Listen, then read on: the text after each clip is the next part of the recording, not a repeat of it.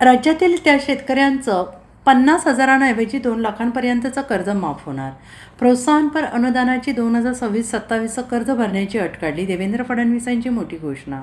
मुख्यमंत्री देवेंद्र फडणवीस यांनी शेतकरी कर्जमाफीच्या मुद्द्यावर विधानसभेतील अंतिम आठवडा प्रस्तावावर बोलताना माहिती दिली आहे. महात्मा फुले कर्जमाफी योजनेचा लाभ मिळालेल्या शेतकऱ्यांना 50,000 रुपयांपर्यंतचा लाभ मिळणार होता, तो आता 2 लाखांपर्यंत मिळेल. आणि आता प्रोत्साहनपर अनुदानासाठीची 2026-27 पीक कर्ज भरण्याची अट रद्द करतो, अशी घोषणा देवेंद्र फडणवीस यांनी केली. कर्जमाफीच्या निर्णयासाठी 2029पर्यंत थांबू शकलो असतो, तर मात्र आम्ही तसं केलं नाही, असं देवेंद्र फडणवीस यांनी म्हटलं आहे. कर्जमाफीच्या संदर्भात इथे बरीच चर्चा झाली.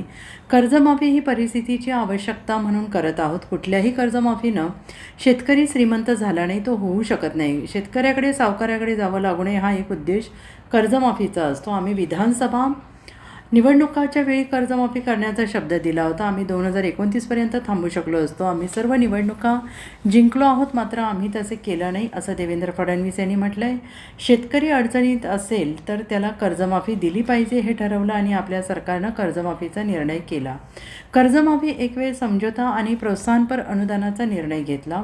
महायुती सरकार दरवर्षी 25,000 कोटी रुपयांची वीजमाफी सरकार करते. दरवर्षीचे हे पैसे दिले जातात, असं देवेंद्र फडणवीस यांनी म्हटलेलं आहे.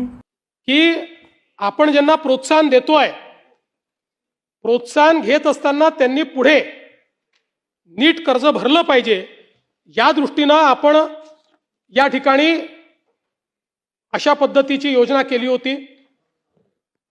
मला खरं म्हणजे मी तिन्हीचा चार्ट या ठिकाणी तयार केलेला आहे. आपल्या लक्षात येईल, आत्तापर्यंतच्या योजनांमधली सगळ्यात मोठी योजना ही यावेळची कर्जमाफीची योजना आहे. टाळ्या याच्यानंतर वाजवा. सातत्याने या संदर्भात अटी शर्ती आहे तशी मागणी होत होती. आज जवळपास आमच्या रणधीर सावरकरांच्या नेतृत्वात महायुतीचे सर्व आमदार मला भेटले आणि त्यांनी सगळ्यांनी मागणी केली की ही 50,000ची अट तुम्ही काढून टाका. त्यावेळी त्यांनाही मी आकडेवारी दाखवली. मी त्यांना हे सांगितलं की अट काढल्याने आमच्यावर 3-4 हजार कोटीचा भुर्दंड येईल. फार येईल असं नाही, 4,000 कोटीचा येईल, 5,000 कोटीचा येईल, पण शिस्तीचा भाग म्हणून ही आणलेली आहे. मी त्यांना दाखवलं की समजा 1 लाखापर्यंत नेली तर 2 लाख शेतकरी असे राहतात की ज्यांच्यावर त्या ठिकाणी त्यांना याचा फायदा मिळत नाही. पण तरी देखील सगळ्यांचं मत होतं की 2 लाख शेतकरी का सोडता. केवळ त्याच्याकरता शेतकऱ्यांमध्ये अशी भावना होईल की कोणाला ठेवलं आणि कोणाला वगळलं. त्यामुळे मी आर्थिक शिस्त सांगत होतो आणि ते लोक मला हे सांगत होते की आपण व्यापक विचार केला पाहिजे आणि शेवटी लोकशाही आहे, त्यामुळे लोकशाहीमध्ये त्यांचा व्यापक विचार मी मान्य केला. आणि आता हे जे महात्मा फुले कर्जमाफी योजनेतले जे लोक होते, ज्यांना 50,000 रुपयापर्यंत आपण म्हटलं होतं, त्यांनाही 2 लाखापर्यंत कर्जमाफी झाली. आणि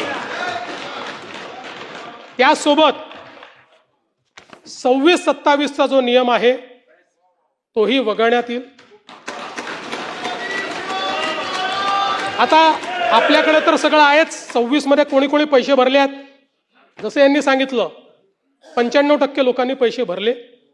त्यामुळे आता त्याच्या आधीच्या 3 वर्षातले कुठलेही 2 वर्ष ज्यांनी रेग्युलर भरलेले आहेत ते सगळे लोक याकरता पात्र होतील. Bureau report, SBN Marathi, Mumbai.